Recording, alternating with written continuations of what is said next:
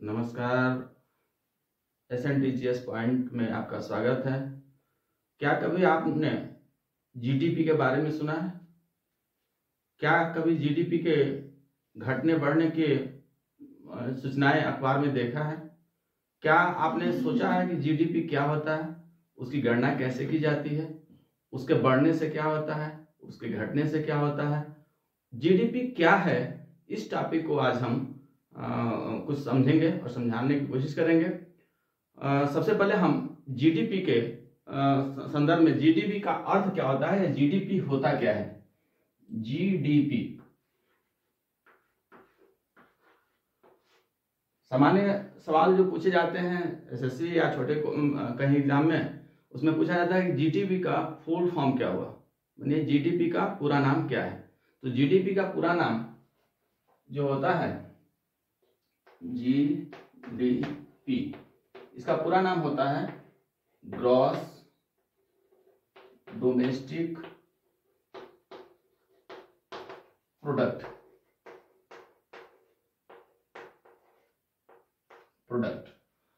ध्यान देने वाली बात है, कहीं कहीं कभी कभी आदमी या कोई बच्चे लोग गलती से ग्रॉस डोमेस्टिक प्रोडक्शन कर देते हैं। प्रोडक्शन भी गलत नहीं है, प्रोडक्ट या प्रोडक्शन में कोई अंतर नहीं है। जब हम सकल घरेलू उत्पाद कहेंगे तो उसको हम ग्रॉस डोमेस्टिक प्रोडक्ट बोलेंगे, लेकिन जब उत्पादन बोलेंगे तो प्रोडक्शन हो जाएगा। बस इतना ही अंतर है, तो इसमें कोई दिक्कत नहीं है। अब ये ग्रॉस डोमेस्टिक प्रोडक्ट या प्रोडक्शन होता क्या है, इसको हम सकल घरेलू उत्पाद, हिंदी में क्या बोलते हैं, इसको सकल घरेलू उत्पाद बोलते हैं। होता क्या है सकल घरेलू उत्पाद? होता क्या है, जब एक देश के भौगोलिक सीमा के अंतर्गत, यानी घरेलू सीमा क्या होता है इसका, इसका जो अर्थ होता है वह होता है एक देश की घरेलू सीमा। घरेलू सीमा में का मतलब हो गया भौगोलिक सीमा, यानी कि एक भौतिक जो होगा भूमि होता है वो होता ही होता है। समुद्र का भी कुछ हिस्सा माना जाता है। अगर समुद्री इलाका है तो अंतर्राष्ट्रीय समझौता के तहत 200 नॉटिकल मील की जो समुद्री सीमाएं होंगी उसको हम भौगोलिक सीमा मानेंगे, क्योंकि उसमें मत्स्य पालन, समुद्री उत्पाद इत्यादि भी हुआ कहीं ना कहीं एक घरेलू सीमा के अंतर्गत उत्पादन में आता है। तो जीडीपी में जो केवल भौगोलिक जो जमीन है, भूमि है, वही नहीं बल्कि समुद्री सीमा, आकाश, हवा सब माना जाता है। इसलिए उसको हम जो समुद्री सीमा है 200 नॉटिकल मील का समुद्री सीमा है उसको भी हम घरेलू सीमा के अंतर्गत मानेंगे। तो यहाँ एक देश की घरेलू सीमा के अंतर्गत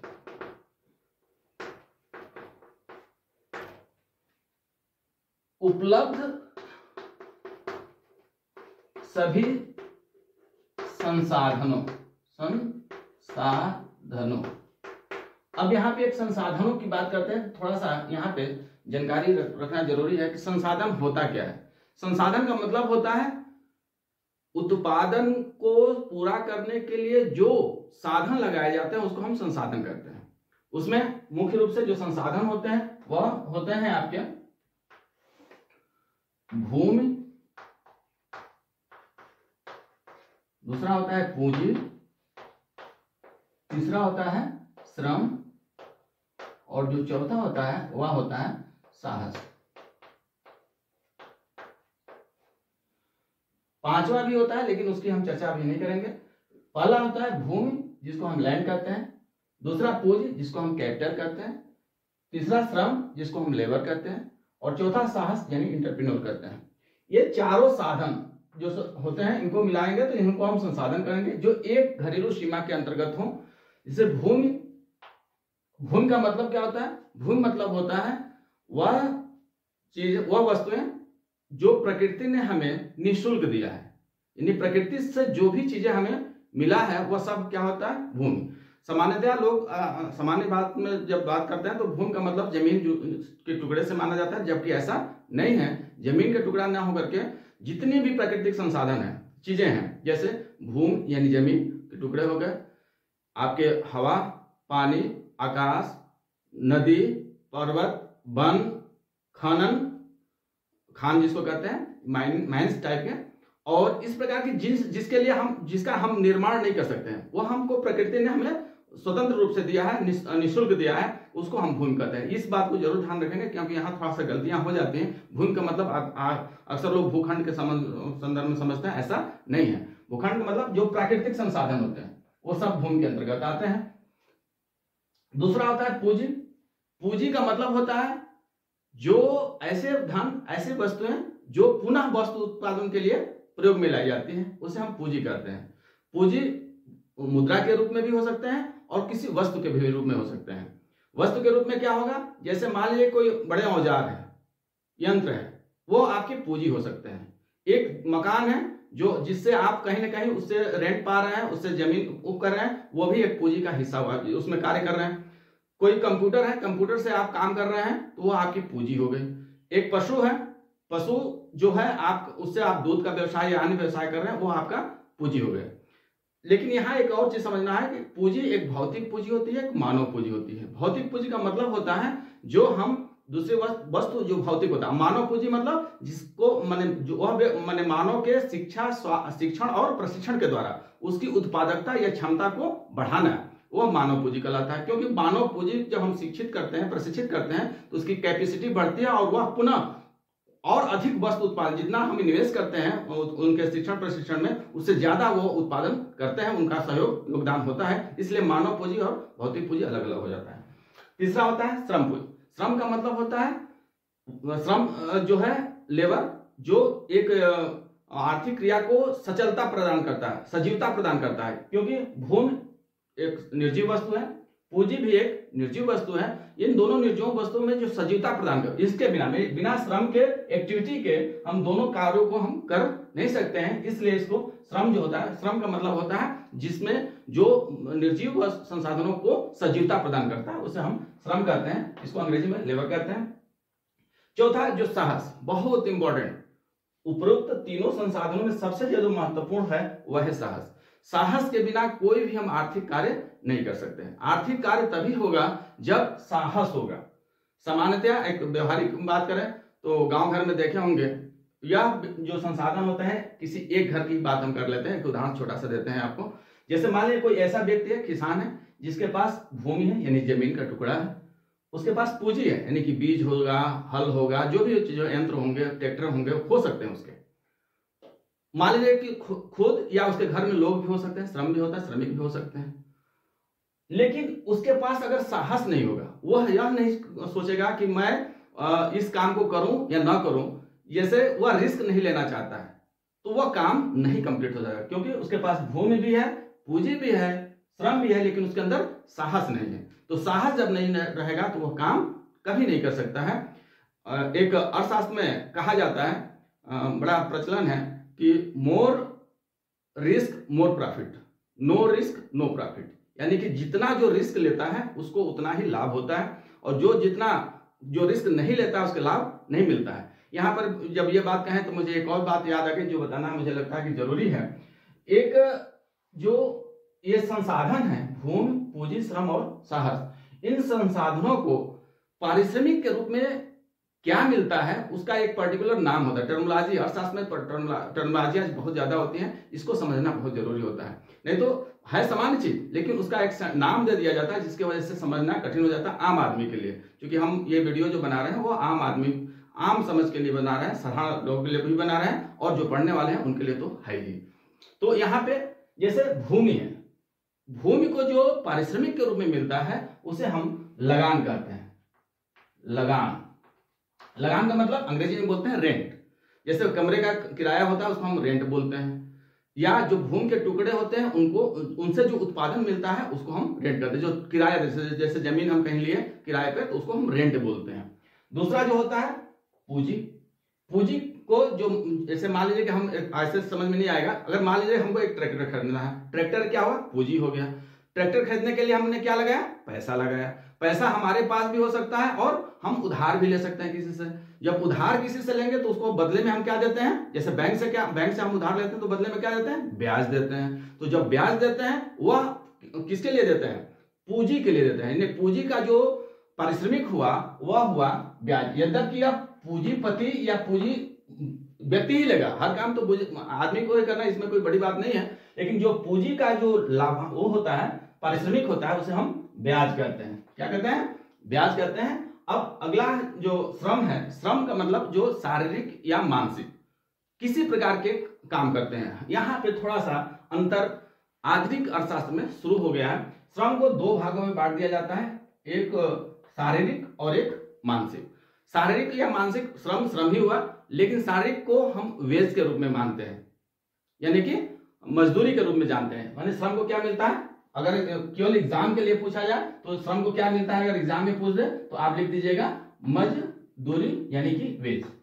लेकिन एक नॉलेज के तौर पर बताएं, अगर मानसिक वाली बात है, जैसे ऑर्गेनाइजेशन, एक संगठन, एक साहस, इसमें आजकल जोड़ाया जा रहा है कि एक संगठन भी उत्पादन के संसाधन अलग है श्रम से, क्योंकि वह मानसिक सहयोग करते हैं, वह शरीर से नहीं करते हैं और उनको बदले में वेतन दिया जाता है। लेकिन यह फिलहाल जो इम्पोर्टेंट है वह चार ही माने जाते हैं। तो श्रम को क्या मिलता है, पारिश्रमिक के रूप में मजदूरी मिलती है। इसी प्रकार से साहस को जो मिलता है वह मिलता है लाभ। एक चीज और यहाँ पे जानकारी के लिए बता दें, जो पारिश्रमिक है वह जो उत्पादन हुआ, मान लीजिए कोई वस्तु का उत्पादन 100 रुपए के बराबर हो गया, तो जो साहसी होगा उस उत्पादन में से लगान देगा, ब्याज देगा, मजदूरी भी देगा, और जो शेष बचेगा वही लाभ होगा। तो यहां एक बहुत महत्वपूर्ण चीज है, एग्जाम में भी कभी कभी पूछा जाता है कि इनमें से पारिश्रमिक में से कौन ऋणात्मक और धनात्मक दोनों हो सकता है। तो ध्यान देने वाली कि जो लाभ होगा वह ऋणात्मक और धनात्मक दोनों हो सकते हैं। जब धनात्मक होगा तो उसे हम लाभ कहते हैं, और ऋणात्मक यानी घाटा हो गया तो उसे हम क्या कहेंगे, हानि कहेंगे। ये दोनों हो सकते हैं, क्योंकि वह जो पैसा पाया, मान लीजिए कि 20 रुपए इनको दिया, 20 रुपए इनको दिया, 20 रुपए इनको दिया, 80 40 रुपया बचा, वो अपना लाभ हो गया। लेकिन कभी ऐसा हो कि 60 रुपया का हो तो 20 दिया, 60 हो गया, इनको कुछ नहीं बचा, जीरो हो गया, ऐसा भी हो सकता है। तो ये उत्पादन के संसाधनों के संसाधन हो गए और उनके ये पारिश्रमिक हो गए। इनको अगर ये लगान, ब्याज, मजदूरी सबको जोड़ दिया जाए तो जो उपलब्ध संसाधन है, ठीक है, उनसे जो उत्पादित वस्तुएं हैं और सेवाएं हैं, उस संसाधन है उत्पादित, इसके बाद आगे हम जोड़ देंगे इसमें, एक पॉइंट ये ले लिया, दूसरा पॉइंट ये ले लिया, और तीसरा पॉइंट जो जितने संसाधन अंतिम उत्पादित वस्तुओं एवं सेवाओं, यहां पे ध्यान देने वाली है अंतिम उत्पादित वस्तु। अंतिम शब्द यहां भी एक बहुत महत्वपूर्ण चीज है। अंतिम मतलब क्या होता है, वह वस्तु जो अंतिम रूप से उपभोग की जाती है उसको हम अंतिम वस्तु कहते हैं। जैसे कुछ वस्तुएं ऐसी होती हैं, वस्तुएं 3 प्रकार की सामान्यतः होती हैं, प्राथमिक वस्तु, मध्यवर्ती वस्तु और अंतिम वस्तु। तो प्राथमिक वस्तु जो प्रकृति ने हमें दिया, उसमें हम कुछ कर नहीं सकते, उसको या तो अंतिम रूप से उपभोग कर लेंगे या तो उसको हम आगे की प्रक्रिया में शुरू कर देंगे। एक उदाहरण हम आपको देंगे। दूसरी वस्तु होती है मध्यवर्ती, जो प्राथमिक के बाद वह किसी दूसरे चरण में काम आ जाती है, उसको हम मध्यवर्ती, या ना वह अंतिम रूप से उपभोग भी नहीं की जाती है और वह अगले चरण में अगले उत्पादन के लिए सहयोग के रूप में काम करते हैं, उसको हम मध्यवर्ती वस्तु करते हैं। उसके बाद जो उत्पादित हो जाता है अंतिम रूप से और उसको जब उपभोक्ता उपभोग करने लगता है तो उसे हम कहते हैं अंतिम वस्तु। उदाहरण के तौर पे ले लेते हैं, मान लीजिए गेहूं है, गेहूं क्या हुआ, प्राथमिक हुआ, प्राथमिक वस्तु हो गया। अगर गेहूं का मान लीजिए 100 कुंटल गेहूं हुआ और 100 कुंटल गेहूं में 40 कुंटल हमने अंतिम रूप से उपभोग कर लिया, उपभोक्ता खाने के लिए अपना कर लिया, शेष जो 60 कुंटल बचता है वह 60 कुंटल गेहूं को उसने फ्लोर मिल के माध्यम से वह किसको दे दिया, बेकरी वाले को दे दिया, जहां ब्रेड, ये बिस्किट इत्यादि बन रहे होंगे। तो जो वह 60 कुंटल जो गेहूं होगा वह उसको हम जीडीपी में शामिल नहीं करेंगे। इस चीज को बहुत महत्वपूर्ण चीज है जो ध्यान देने वाली है। जीडीपी में केवल वही वस्तु, अब बेकरी जो 60 कुंटल लिया उसको अगर उसने ब्रेड बनाया और ये बिस्किट बनवाया, इन बिस्कुटों, अब वह अंतिम रूप से जो बिस्किट या ब्रेड बना उसको जो उपभोक्ता उपभोग करेगा वह उसका मूल्य माना जाएगा, वह होगा अंतिम वस्तु। तो ध्यान देने वाली बात है, प्राथमिक वस्तु को और द्वितीय मध्यवर्ती वस्तु को नहीं जोड़ करके अंतिम वस्तु को ही केवल हम जीडीपी में या सकल घरेलू उत्पाद में शामिल करते हैं। इस बात पर ध्यान देंगे। इसमें अंतिम उत्पादित वस्तु एवं सेवाओं। अब चौथा एक पॉइंट जो मिस नहीं होना चाहिए, मूल्यों का योग होता है, सेवाओं के मूल्यों का योग।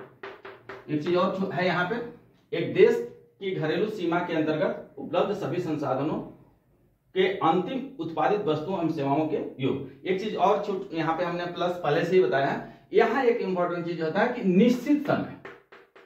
क्या है यहाँ पे? निश्चित समय। ये महत्वपूर्ण भी है, क्योंकि निश्चित समय का मतलब होता है हम गणना कब का करेंगे, ये कैसे क्लियर कर पाएंगे। निश्चित समय होना जरूरी है, और ये 1 वर्ष हो सकता है, 6 माह हो सकता है, 3 माह हो सकता है, महीना हो सकता है, हफ्ता हो सकता है, डेली भी हो सकता है। लेकिन सामान्य रूप से हम भारत की बात करें तो भारत में एक निश्चित समय, और यहाँ इसको हम कहते हैं वित्त वर्ष। क्या कहते हैं इसका? वित्त वर्ष कहते हैं, एक वित्त वर्ष में। हाँ, और भारत एग्जाम में पूछता है कि भारत में वित्त वर्ष कब से शुरू होता है, तो 1 अप्रैल से लेकर के 1 अप्रैल से 31 मार्च तक, 1 अप्रैल से 31 मार्च का जो समय होता है उसे हम क्या कहते हैं? उसे हम भारत में एक वित्त वर्ष कहते हैं। तो एक वित्त वर्ष में अंतिम उत्पादित वस्तुओं एवं सेवाओं के मूल्यों का जो योग होता है उसे हम क्या कहते हैं भाई? जीडीपी कहते हैं। यही हुआ है जीडीपी। शायद आपको समझ में आ गया होगा। अगर कोई इसमें कुछ दिक्कत होगी आप कमेंट बॉक्स में जरूर दीजिए, और आप अभी तक अगर SNT GS पॉइंट को सब्सक्राइब नहीं किए हैं तो आप सब्सक्राइब कीजिए, लाइक कीजिए, कमेंट कीजिए और आशीर्वाद दीजिए। धन्यवाद।